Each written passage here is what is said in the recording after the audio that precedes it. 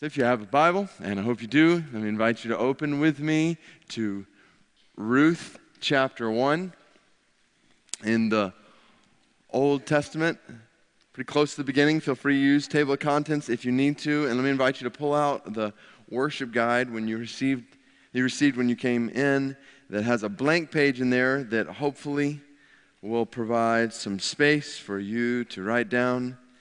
I'll draw some things to your attention just explicitly, but other things the Lord speaks during this time through His Word. So Ruth chapter 1. 10 years ago yesterday, I flew home from preaching at a conference in New Mexico.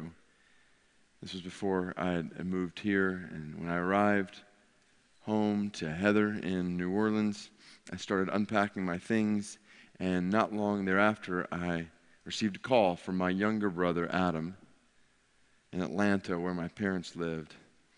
And Adam's voice was shaking, and he said, "David, it's Dad. You need to pray for Dad." And all of a sudden, my attention was fixed on this stammering voice on the other end of the phone.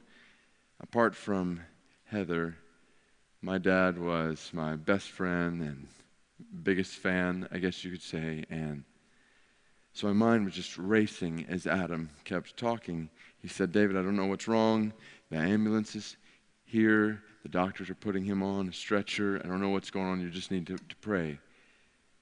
And so I said I would. Adam hung up the phone, and immediately I fell to my knees. And I cried out to God with deeper intensity and greater urgency than I had ever prayed for anything before. Tears just streaming from my eyes. I was pleading with God for my dad's life. As far as we knew, he was in the best health he'd been in for years, so not knowing or understanding what was going on, and just begged God to heal whatever was wrong in my dad. The next half hour felt like half a day as I waited, just holding on to the phone in my hand while I prayed. And finally it rang. This time it was my older brother, Steve, on the other end of the line. He was at the hospital, and I can still hear the sound of that conversation today.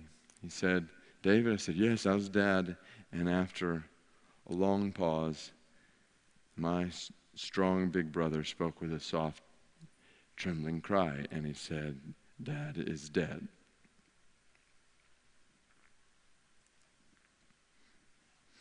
And I wept uncontrollably. Steve explained to me that while Dad was lying on the couch that night, he suddenly started gasping for breath. And by the time the ambulance even arrived, just a few minutes later, he had died of a severe heart attack. So yesterday, my whole family was in town here together, and we spent time looking at pictures and reliving memories, and it was so much fun. But can I just be honest with you? I really miss my dad. And I really wish he was here.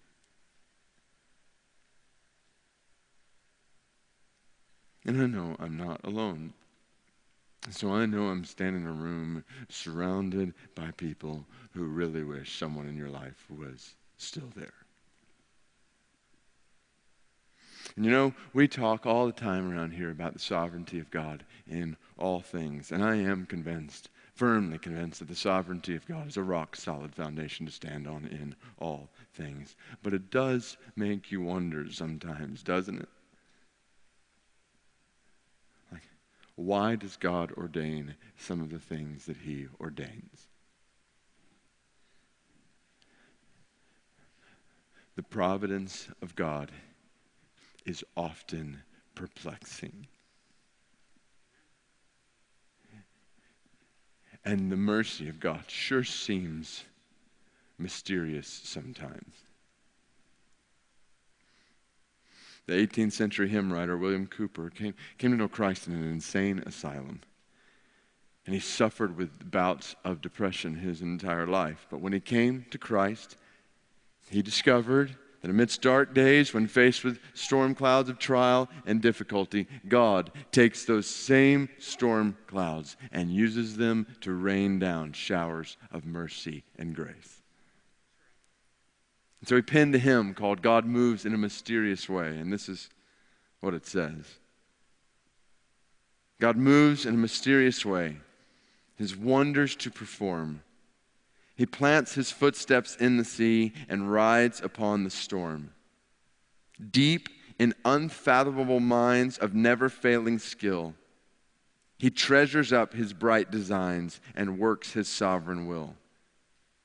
Ye fearful saints, fresh courage take. The clouds ye so much dread are big with mercy and shall break in blessings on your head. Judge not the Lord by feeble sense, but trust him for his grace. Behind a frowning providence, he hides a smiling face. His purpose will ripen fast, unfolding every hour. The bud may have bitter taste, but sweet will be the flower. Blind unbelief is sure to err and scan his work in vain. God is his own interpreter, and he will make it plain. Is that true? Are storm clouds of trial and difficulty and hurt and pain and grief that we dread really filled with mercy that will break with blessings on our head?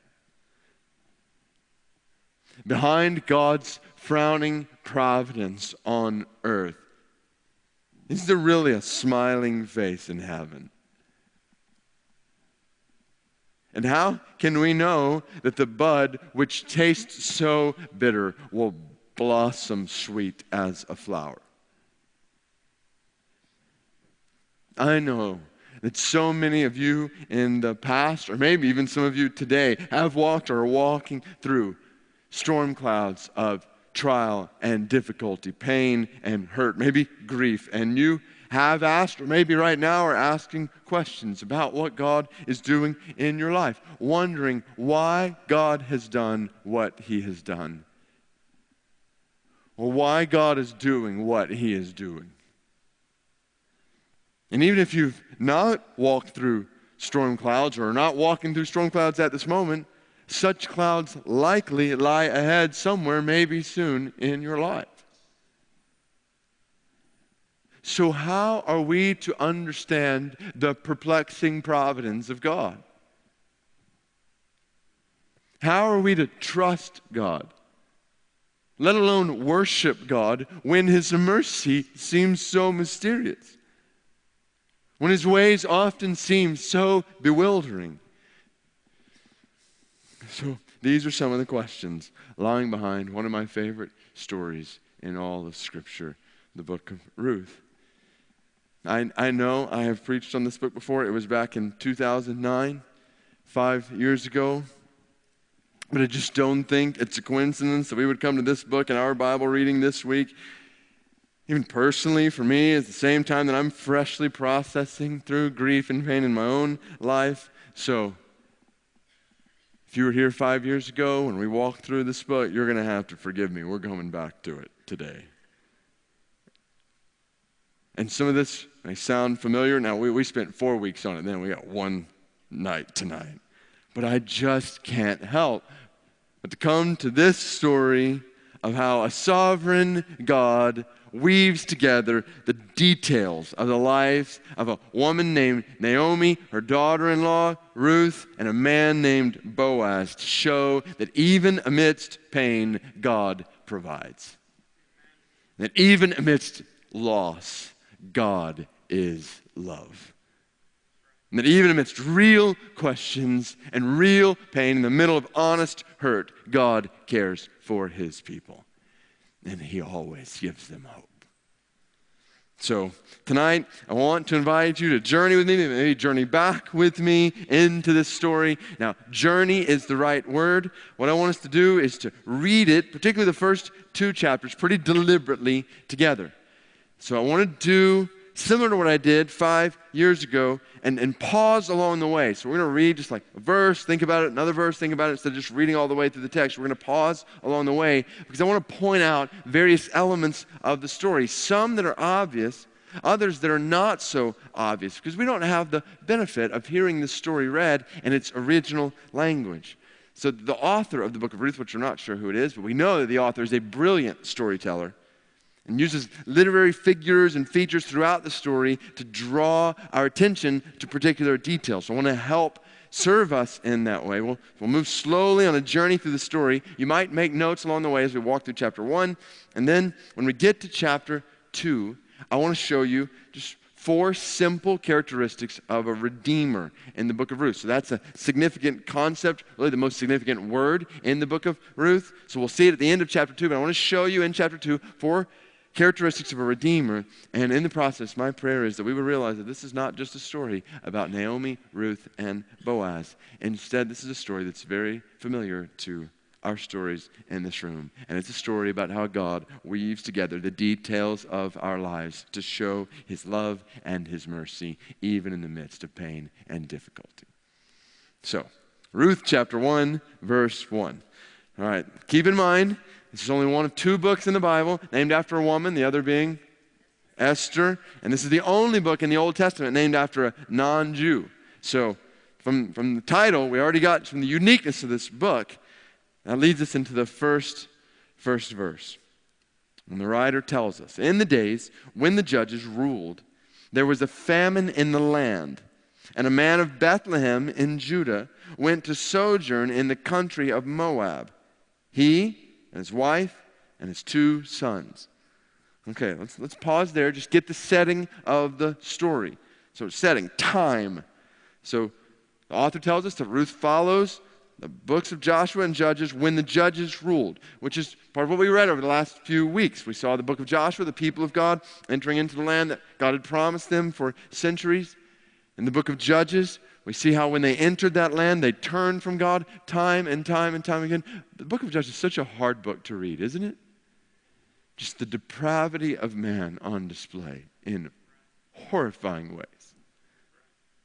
In the last verse, if you turn back to the end of Judges, you remember how Judges ended. Judges 21, 25. In those days, there was no king in Israel, and everyone did what was right in his own eyes. And then you pick up in the days when the judges ruled. So these were dark days as the people of God were engrossed in their sin, doing whatever they wanted, looking to no king to lead them, including God. So that was the time. Now notice the place. The place where the story begins here, Ruth begins, is Bethlehem. And now the name Bethlehem means the house of bread. But the problem is there was no bread in Bethlehem. There was famine in the land. A reality that, by God's grace, most of us in this room have no experience with personally. Sure, we get hungry. We may even say, I'm starving or I'm famished, but we have no idea what we're saying. We have hardly any idea, by God's grace, of what it means to be literally without food, as hundreds of millions of people are around the world, wondering if they will live, wondering if their children will survive. I'm praying particularly for 50,000 Yazidi people stranded without food and water on a mountaintop near Sinjar, Iraq right now, forced to flee their homes due to Islamic persecution. So famine in Bethlehem. Now, that time and place leads a Jewish man to leave his homeland to go to a foreign land in search of food for his family. So he goes to Moab. Now, Moab is not just a foreign land geographically, but a foreign land historically, spiritually. If you remember back in Genesis, we were reading through there in Genesis 19, the Moabites began when Lot had an incestuous relationship with his daughter. From the start, these were an outcast people. Then we get to Numbers, we find when the people of God sought to pass through Moab, they faced resistance from the Moabites, and the Moabite women seduced Jewish men into all sorts of sexual immorality, which resulted in over 24,000 Israelites dying. These Moabites were immoral, idolatrous. And in Deuteronomy 23, God declared that no Moabite could enter into the assembly of the Lord down to the 10th generation. So needless to say, for a Jewish man, to take his family and move to Moab was shameful, to say the least. All of that background in verse 1 that then leads into verse 2, introduction of characters. The name of the man was Elimelech. The name of his wife, Naomi. And the names of his two sons were Mahlon and Chilion. They were Ephrathites from Bethlehem in Judah. And they went in the country of Moab and remained there. Side note here, Elimelech's name means God is king. So in a day of the judges where there had no king, the reality is there was a king who was reigning, and we're told that from the beginning of the story. Now, the next few verses we're about to read introduce tragedy into the heart of the story. And this is one of those places where the language in the Hebrew is particularly helpful. We don't necessarily get it quite as much in the English, but there's a staccato style here. So it's terse, quick, almost unfeeling. We don't have details, we don't have emotions, we just got cold, hard, blunt, heavy facts, one after another. Verses 3 through 5. But Elimelech, the husband of Naomi, died, and she was left with her two sons. These took Moabite wives. The name of the one was Orpah, and the name of the other Ruth. They lived there about 10 years, and both Mahlon and Chilion died, so that the woman was left without her two sons and her husband. In a matter of 3 verses, you have 10 years of torrential tragedy. And just like this family of 4 Israelites is down to 1.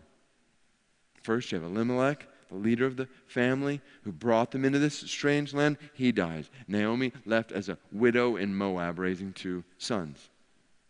Those 2 sons marry Moabite women. Remember the history there. Moabite women, representing those who had seduced Israelite men into idolatry and immorality. Moabite women who aren't even allowed into the assembly of the Lord. And then after 10 years, Naomi's sons, Mahlon and Chilion, both die. So just imagine, we don't know if they died at the same time or one soon after the other, but talk about unexpected tragedy. Tragedy that's only heightened by the fact that Naomi is not only left now without her husband and her 2 sons, but she finds herself in a foreign land with 2 Moabite women, and neither of them has any heir to carry on their family, which is the curse of all curses. In the ancient Near East, particularly in Israel, there was no greater tragedy than for a family to cease to exist. And this sets up the ultimate problem in the book, because Naomi's family now teeters on extinction. Now, author emphasizes this. Did you notice in verse 5, when he talks about Naomi, he doesn't mention her name. Both Mahlon and Chilion died, so the woman was left without her 2 sons and her husband. The woman, Naomi has now virtually lost her identity. She's an aged woman with 2 barren daughters-in-law from Moab. She has no hope, no security, no other family, no future, nothing. We got to feel the weight of what's just happened in verse 3, 4, and 5 in order to feel the wonder of what's about to happen in verse 6.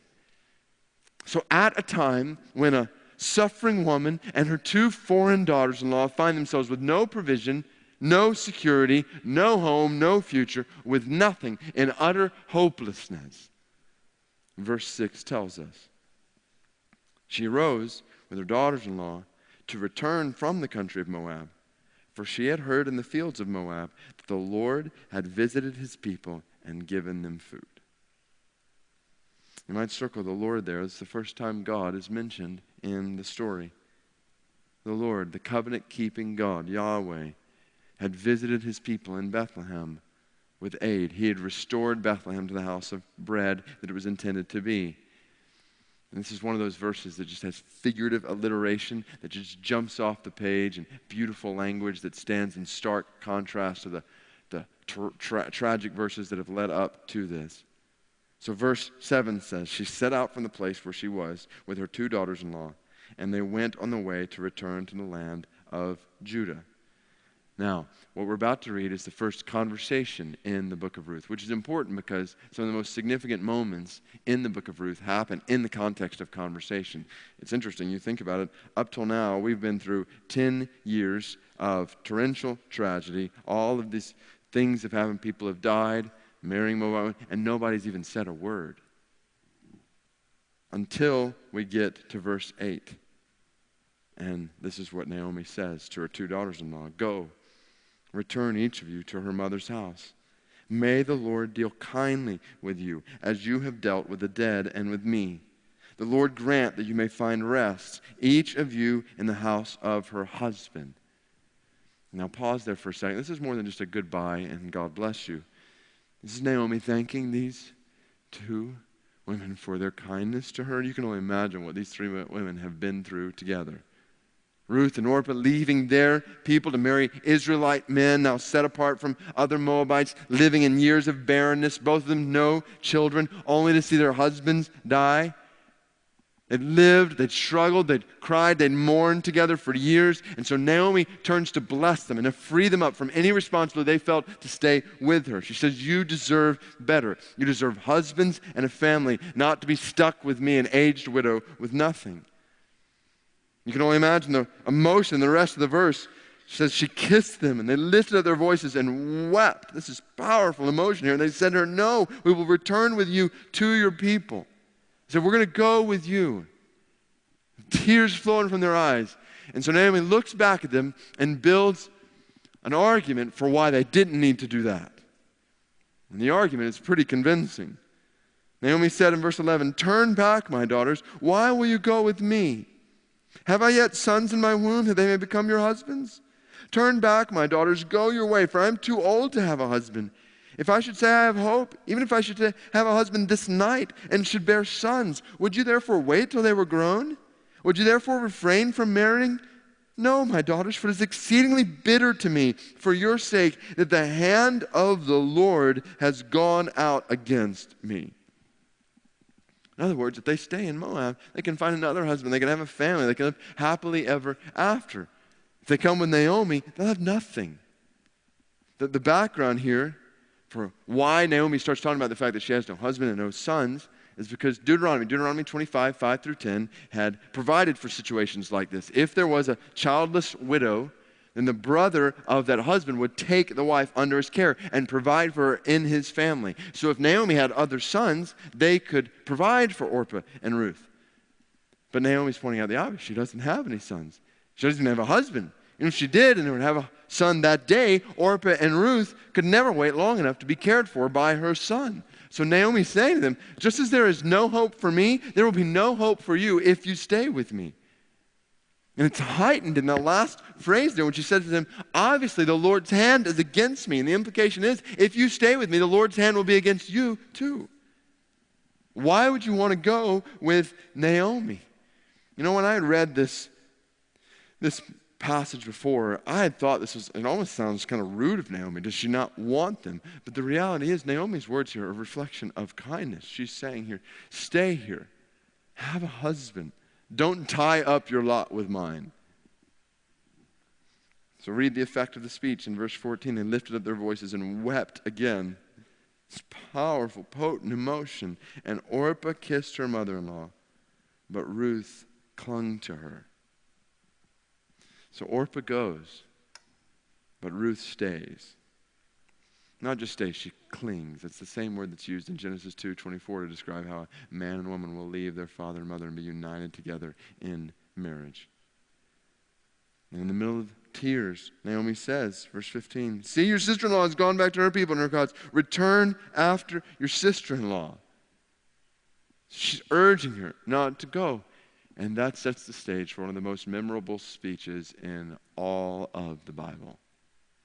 It's love and commitment and courage and beauty and devotion wrapped into one as Ruth looks back at Naomi and said, verse 16, do not urge me to leave you or to return from following you.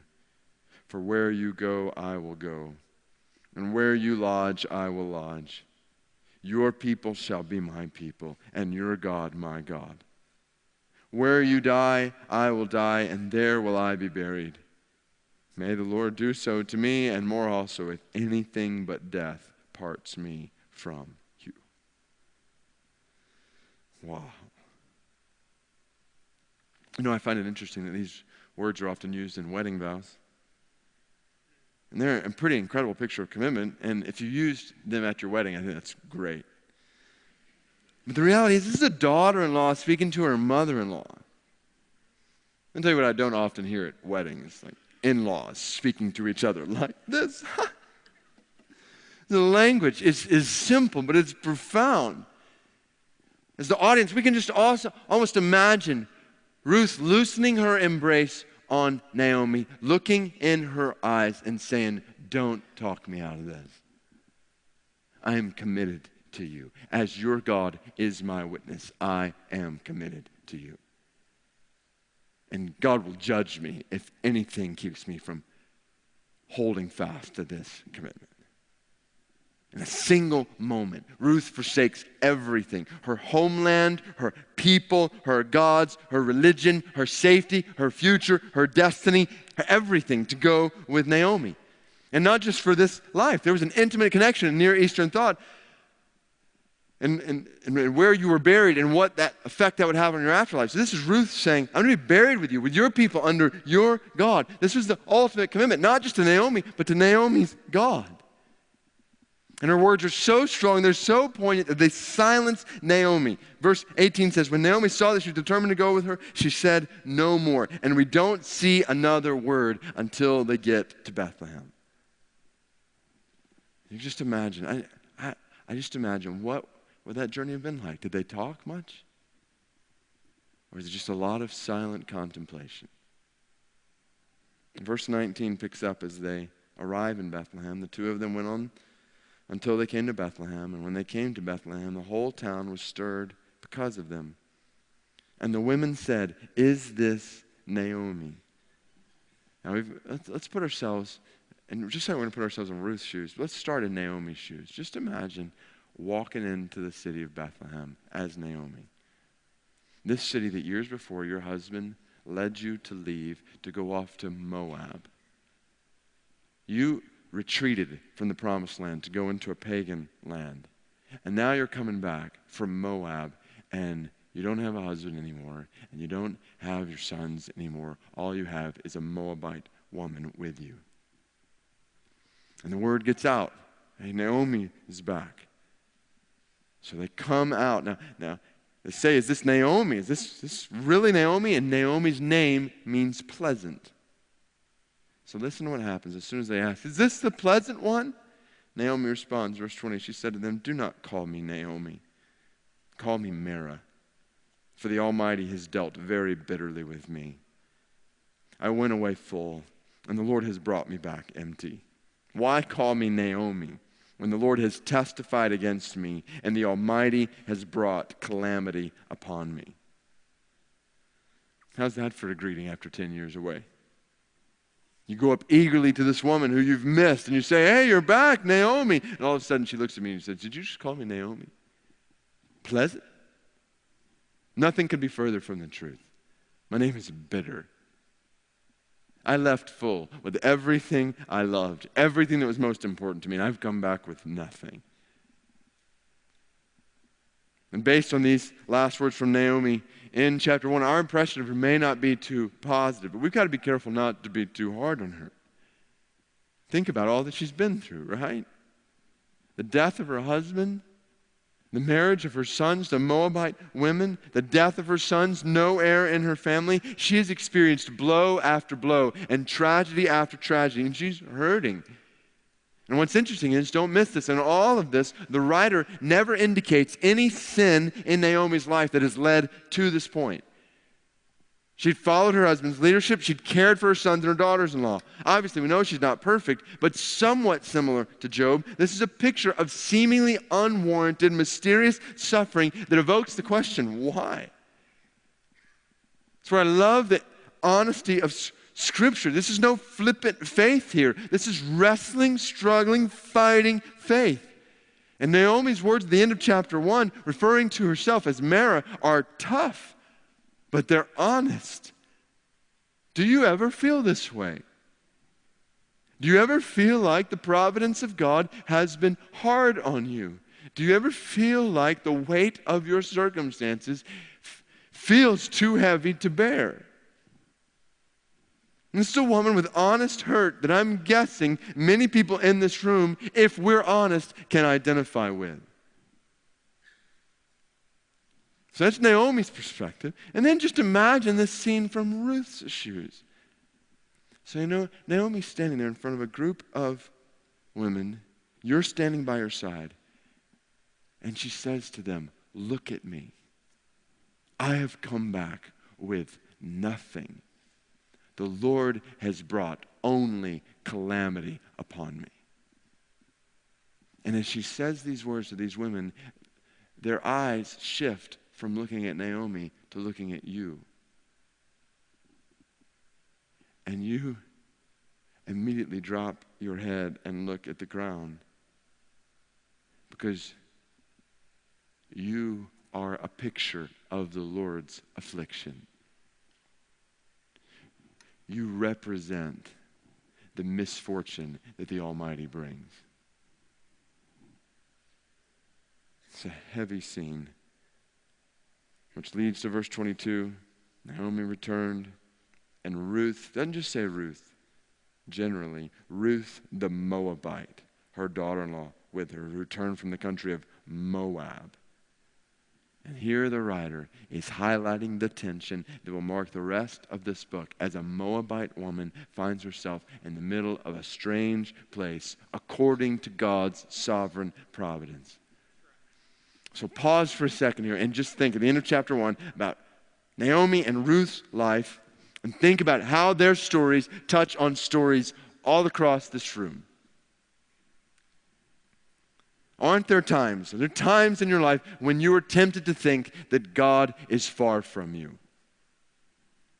When you and I, maybe we're surrounded by famine in the sense of longing for something that we don't have. When everything seems foreign. Maybe you find yourself in a place physically or relationally or emotionally or spiritually. And you're not quite sure how you got there, but all you know is you didn't want to be there. Maybe when death strikes and the pain just doesn't seem to go away. Maybe it was a short time ago, maybe it was a long time ago. Maybe it was expected, maybe it was totally unexpected. When despair sinks in, you're really not sure if you want to go on in your current circumstances. You wonder if there is a way out. Maybe it's amidst barrenness. Maybe it's amidst loneliness. Maybe it's in grief when you hurt and you cry and you wrestle, or in shame when the things you struggle with you may not be proud of, or when you struggle with things that other people don't understand or maybe even look down upon. In all these things, my aim is not to be depressing, but to be real. We begin to ask the question, is God really near in all of this? This is what I love about the way Ruth chapter 1 ends. Look at the close of verse 22. It says, they came to Bethlehem at the beginning of barley harvest. And the chapter ends with a note of hope in a harvest that God has given. And Naomi has no idea what lies ahead in those harvest fields. She has come back saying, I'm empty. I've got nothing. But she has no idea that standing right beside her in the person of Ruth is a picture of the fullness of God. She has no idea that God is about to weave together the story of all stories to show his blessing in her bitterness. So don't miss this. Brother or sister in Christ, don't miss this. In those moments when God may seem farthest from you, the reality is God may be setting the stage for the greatest display of his faithfulness to you. In your suffering, God may actually be plotting for your satisfaction. You know, I preached to this book 5 years ago, and at that time, Heather and I were in the process of adopting what we thought would be a child from Nepal. Most of you know our story.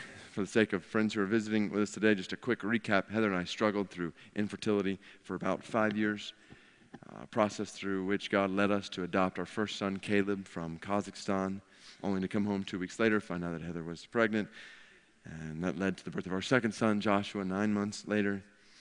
But even with this awareness that apparently we could have children biologically, we also knew we wanted to adopt again. So we began this adoption process from Nepal. And for 2 years we prayed night and day for a child in Nepal. But after those 2 years, next stage was to get matched with a child, and abruptly Nepal shut down for adoption, which left us wondering why God had led us down what seemed like a dead-end road. Again, perplexing providence. But this providence redirected us to start an adoption process from China, where over a year after that, we had the privilege of adopting our little girl. And as soon as we heard her story, in light of our story, we knew exactly what we would name her. And it all came back to this story. We knew that we were going to name our daughter Mara Ruth. Mara, not because we figured she'd be a bitter little baby. And thankfully she's not. But because from the first moments of her life, it seemed to have tragedy written all over it. Abandoned in a brown paper box and left on the streets outside a special needs orphanage. Even for Heather and me, after those years of infertility, at one point seeming to have barrenness written all over us. But just as Naomi had no idea how God was going to use Ruth to turn her story of sorrowful tragedy into surprising triumph, our daughter, my wife, and I had no idea how God was weaving together our stories according to His sovereign design. For God used all of this to take this abandoned girl and turn her into an adopted daughter. And at the same time, taking what was once a barren woman and making her into a blessed mother. Now, I want to be careful here. I realize that not every story of infertility turns out this way. For that matter, not every story of sorrow leads to satisfaction in this kind of way on earth. But I do know this, brother and sister in Christ. I do know this. Our Father in heaven always knows what He's doing on earth. Always. And we can trust Him. So, stage set then for Ruth chapter 2. Naomi and Ruth come into Bethlehem with two basic needs. They need food and they need family. So we read verse 1. Naomi had a relative of her husband's, a worthy man of the clan of Elimelech, whose name was Boaz. Enter Boaz. Two key facts about him. One, he's from the clan of the family of Elimelech, Naomi's husband who had died. And second, he's a worthy man, which is likely a reference to both his character and his wealth. So that's his introduction. Now, the action. Verse 2. Ruth the Moabite said to Naomi, "Let me go to the field and glean among the ears of grain after him in whose sight I shall find favor." And she said to her, "Go, my daughter." You see, God had set up a way to care for the poor and provide for them at harvest time. God instructed landowners and harvesters to leave grain in the corners of their fields and along the way here and there to provide for those who had no land, had no food. It wasn't much they could have, but it was better than nothing. So with her mother-in-law's permission, Ruth sets out to find and collect a bit of grain at the mercy of a landowner somewhere who might allow a Moabite woman to work in his field. And this is where it gets good. Verse 3. So she set out and went and gleaned in the field after the reapers. And she happened to come to the part of the field belonging to Boaz, who was of the clan of Elimelech. Don't you love that language? She happened. By coincidence. I mean, the language here is intentionally dramatic. By coincidence, she happened to come into the field of Boaz. And by the way, if you've forgotten, Boaz is from the clan of Elimelech. And then, verse 4, and behold, at that moment, Boaz came from Bethlehem. So she's in the field, just happened to be in the field, and he just happens to come up at that time. This is like, husbands, have you ever been with your wife, maybe watching some romantic, sappy movie or something like that, and all of a sudden, all these details in the movie just start coming together. And this happens for a chance meeting, and that leads to life happily ever after. And as these things are happening in the movie, you're just sitting there thinking, this is absurd. Life doesn't work this way, never happens this way. And just about the time you turn over to say something, so I'll turn over to say something, like, let's turn this off, this is ridiculous. I'll look over and just see my wife, and there are tears just streaming from her eyes. And I'm thinking, you're buying this. Look at this, this is real. This is not real. It doesn't work this way. So I just go back and just, in frustrated silence, watch the rest of the movie. So that's kind of what I feel here, but I know, here's the beauty of it. With the God of the universe, the drama is always planned.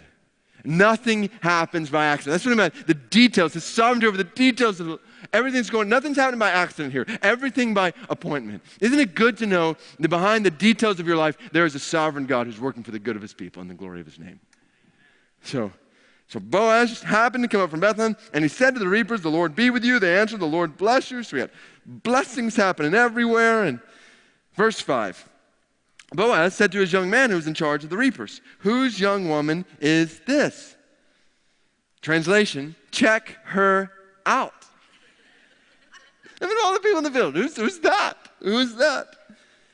Verse 6, the servant who was in charge of the reapers answered, she is the young Moabite woman who came back with Naomi from the country of Moab. She said, please let me glean and gather among the sheaves after the reapers. So she came, and she's continued from early morning until now, except for a short rest. In other words, this is the woman from Moab who has no husband, has no one to care for her, provide for her.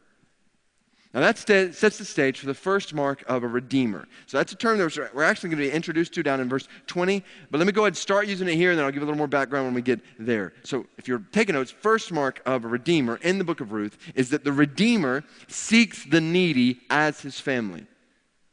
The redeemer seeks the needy as his family. Seeks out the needy as his family. So what happens here is Boaz notices Ruth and then walks past all the other workers in the field and comes and makes a beeline directly to Ruth. In verse 8, Boaz said to her, now listen, my daughter, do not go to glean in another field or leave this one, but keep close to my young women. So that's the closest thing we have in the Old Testament to a pickup line. Maybe not the most romantic, but actually pretty incredible when you think about it. He dresses her with this term of endearment, my daughter. He tells her, you stay here. Which leads to the second mark of a redeemer. So the redeemer seeks the needy as his family. And then second, the redeemer saves the needy from harm. The redeemer saves the needy from harm. Verse 9, let your eyes be on the field that they are reaping, and go after them. Have I not charged the young men not to touch you? When you're thirsty, go to the vessels and drink what the young men have drawn. Apparently, it was not uncommon for someone in Ruth's position, working in the fields, particularly as a foreigner, to be mistreated. So Boaz says, you're going to be safe in my field. And look how Ruth responds. Verse 10, she fell on her face, bowing to the ground. Just picture this. She said to him, why have I found favor in your eyes, that you should take notice of me since I am a foreigner? She's overwhelmed, which sets up a response from Boaz that is majestic, poetic in the original language. Verse 11, Boaz answered her, all that you have done for your mother-in-law since the death of your husband has been fully told to me, and how you left your father and mother in your native land and came to a people that you did not know before. The Lord repay you for what you have done, and a full reward be given you by the Lord, the God of Israel. It's a great phrase here, under whose wings you have come to take refuge. Isn't that great imagery? The Lord, the God of Israel. This is why you're experiencing blessing, because you have taken refuge under the wings of the Lord, the God of Israel. Ruth's response is beautiful. She said, I have found favor in your eyes, my Lord, for you have comforted me. You have spoken kindly to your servant, though I'm not one of your servants. Basically, Ruth's saying, I'm the lowest on the rung of the social ladder, and you have comforted my heart. You've spoken to my soul. And Boaz is left speechless until verse 14. At mealtime, Boaz said to her, come here and eat some bread and dip your morsel in the wine. So she sat beside the reapers, and he passed to her roasted grain. And she ate until she was satisfied, and she had some left over. So that's the closest thing we have in the Old Testament to a first date. A nice romantic meal over roasted grain. Here's some bread, dip it in the wine. But more than just bread and wine and a meal, similar, shocking. This is Boaz serving Ruth at his table. Boaz has gone to a Moabite woman, the Lord of the harvest, and said, come eat at my table. Third characteristic of a redeemer. The redeemer serves the needy at his table.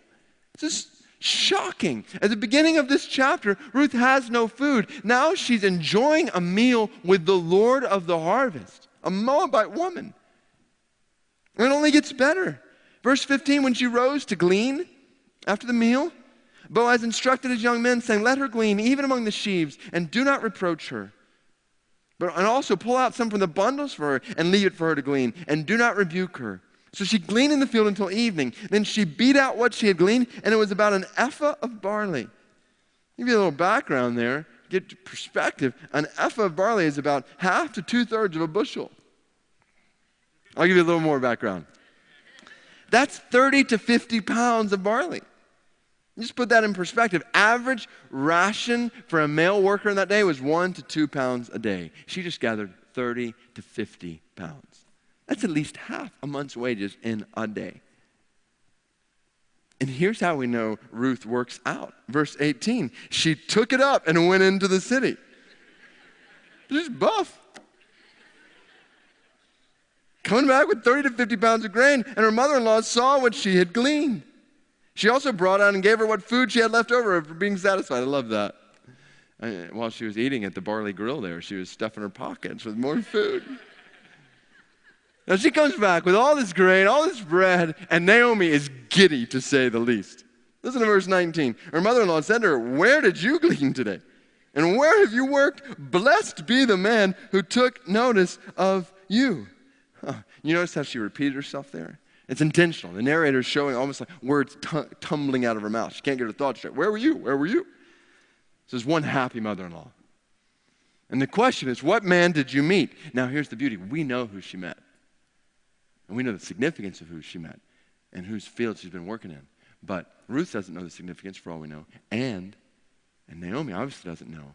And in Ruth's response, notice how the narrator leaves the name of the man in whose field she's worked until the very last word. And so it's almost like, as the audience, we're just looking at Naomi's face, and we cannot wait to see the look on it when she hears this name. So she told her mother-in-law with whom she worked and said, the man's name with whom I worked today is Boaz. And Naomi goes nuts.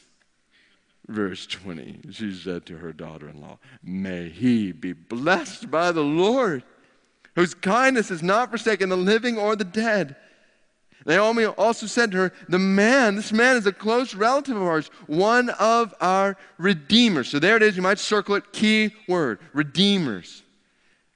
Background here, what a redeemer is. God had set up in his law back in Leviticus a way for a kinsman of the same clan to provide for family who found themselves destitute or in desperate circumstances. And one of the ways they could provide for someone in their family or their clan was to redeem their property, basically to purchase or to buy back whatever belonged to, say, a husband who had died. And to bring that property, whatever it was, back into the family, along with providing for the members of that family. So he would literally bring them into his family. Now, basically, in order to redeem, to purchase, to lay claim to something and to care for someone, 3 factors had to be present. Real quick, one had to have the right to redeem. So there was a family line here. There was a chain. And there was next of kin, basically, and the next of kin. So you had to be in the family line. You had to be next. You had to have the right to redeem. Second, you had to have the resources to redeem. In order to purchase, buy back property, in order to care for someone's family, you had to have the resources to be able to do that. So you had to have the right to redeem, the resources to redeem, and you had to have the resolve to redeem. Third. And so you had to have the want to. And you could have the right and the resources, but if you don't want to, then it wasn't going to happen. If you had the resolve, you didn't have the right and the resources, then it wasn't going to happen. So you had to have all 3 of those things in order to redeem. So in verse 21, Ruth the Moabite said, besides, he said to me, you shall keep close by my young men until they have finished all my harvest. So Naomi, the quintessential mother-in-law, starts plotting. Verse 22, she said to Ruth, her daughter-in-law, "It's good, my daughter, that you go out with his young women, lest in another field you be assaulted." So she kept close to the young women of Boaz, gleaning until the end of the barley and wheat harvest. And she lived with her mother-in-law. So at the beginning of this chapter, you got Ruth and Naomi with no food, no family. By the end of this chapter, you have Ruth and Naomi with abundant food and the hope of family.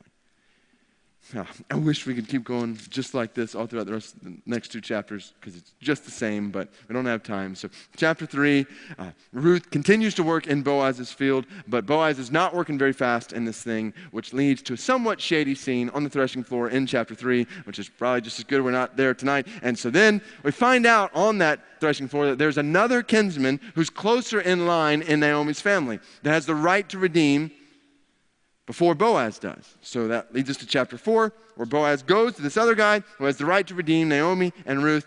That man eventually, though he has the right and the resources, lacks the resolve to do so, which then sets the stage in chapter 4 for Boaz to do this work of redemption. That leads to the fourth mark of a redeemer.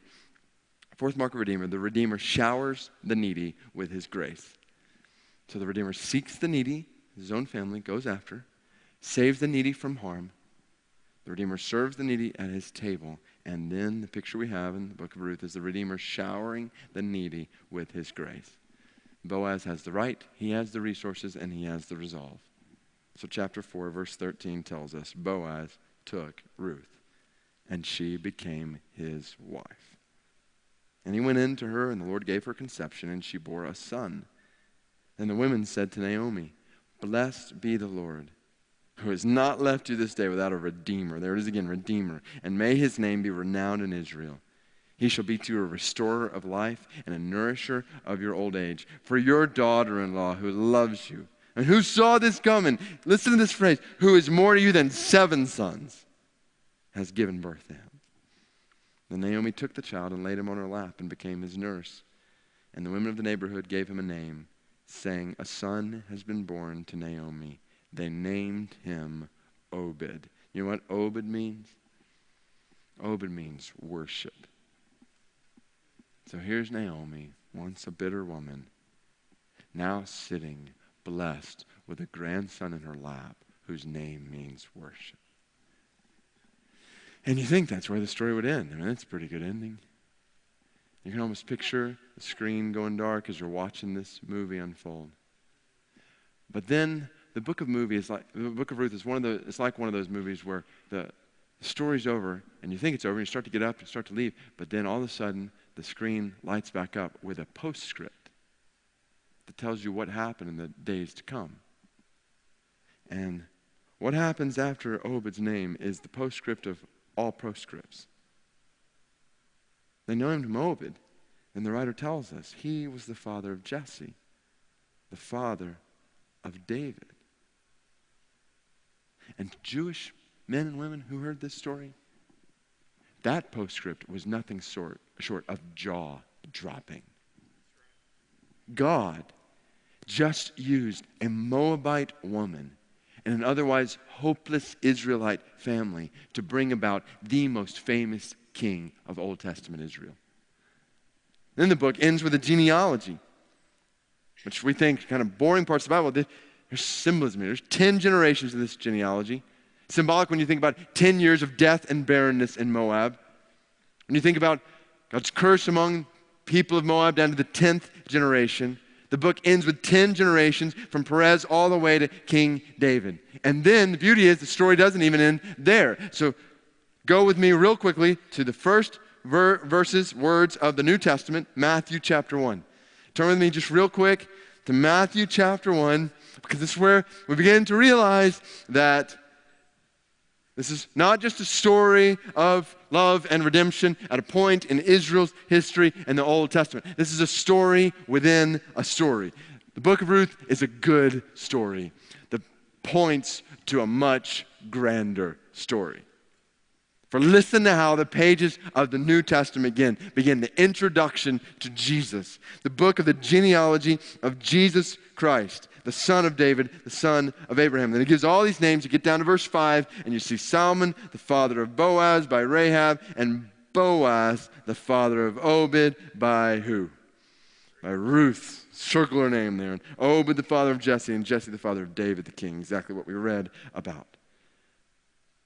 And then you get down to verse 16, and you see Jacob, the father of Joseph, the husband of Mary, of whom Jesus was born, the Savior was born, who is called the Christ, the Messiah. Which all begs the question, what in the world is a Moabite woman doing in the line that leads to the Son of God? Why does the New Testament open with her name amidst all these other names? Why is she included in this family line? And the answer is the same exact reason why any one of our names might be included from this family line. Not because we deserve to be there, have earned our way there, but because of the mysterious mercy of God. No, brothers and sisters in Christ, don't miss this. This story in the Old Testament. We are Ruth. We are Ruth. We are the needy, wandering, working in field, with nothing in us to draw the Lord of the harvest to us. In fact, all the factors against us, outcasts, outsiders, sinners desperately in need of favor. And the good news of the gospel is there is a Redeemer who has sought us as his family, who has come to us and pursued us as sons and daughters, who's crossed all kinds of lines and made a beeline. Ephesians 1 says, before the foundation of the world, God set his sight on your soul. He purposed to redeem you through the blood of Christ. He sought us as his family. He has saved us from harm. He's drawn us to himself. He's nestled you and me under the shadow of his wings, such that even when the storm rages around us and difficulties befall us, God is our refuge and strength and ever-present help in trouble. He has served us at his table. Brothers and sisters, the Lord of the harvest has invited you to his table. He's seated you there. Not only seated you there, but served you there. He's stooped to shock you with his love. He's spoken to your heart, and he's satisfied your soul in a way that he has said, you have no need to go to any other fields. You will experience all the satisfaction you need in my field. And he has showered us with his grace. Jesus is our Redeemer. Does he have the right to redeem us? Absolutely. He's a near kinsman, like us in every way, fully man, fully God, yet without sin. Does he have the resources to redeem us? Absolutely. He is the Son of the living God with all authority over death, sin, suffering, and the grave. He came telling the waves to be still, telling the sick to be healed, telling the blind to see and the lame to walk, demons to flee, and the dead to rise. Without question, he has the resources to redeem. Does he have the resolve? Praise God. Jesus has the resolve to redeem. He did not take up a cross because he had to, but because he desired obedience to his Father and the salvation of our souls. And he has gone and paid the price. He has endured the wrath that you and I are due. He has taken the punishment of our sin upon himself so that we might be redeemed. No, non-Christian friend, I am totally convinced that God, a sovereign God, has brought you to this place, this room, this night to hear this good news. He loves you. And he does not want to leave you in your sin. He wants to save you from your sin. In all of its payment and all of its punishment. He loves you so much, he has sent his Son to pay the price for sin. And so I invite you to receive his love tonight, to do what one new brother in Christ did this morning, who walked away from here, went to Starbucks with a friend of his and came back, and he was in the 9 o'clock, came back at 11 and said, I'm trusting Christ for the first time today. So, would you trust the love of God for you? Would you trust what Jesus has done as your Redeemer to reconcile you to himself and to change your life and your future forever? And then, Christian brother or sister, know this. Know this no matter what happens in your life. No matter what has happened or will happen in your life, you have a Redeemer who loves you. who shelters you under the shadow of his wings.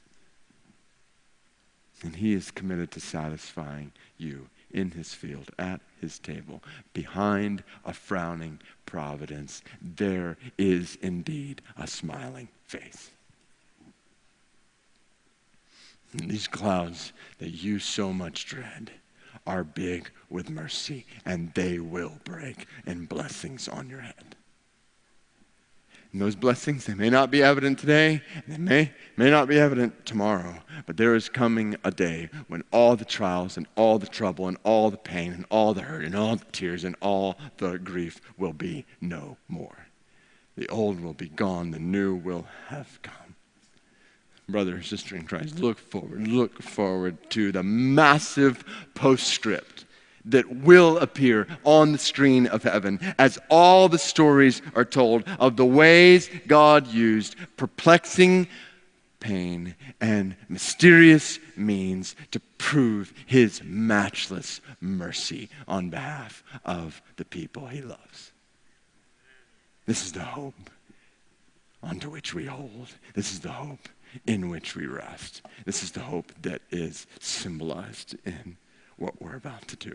Jesus has redeemed us. He's conquered sin and death and the grave. He has said, I am the resurrection and the life. He who believes in me will never, even though he dies, he will live. And if that's the case, then you and I have nothing to fear in any storm clouds in this life.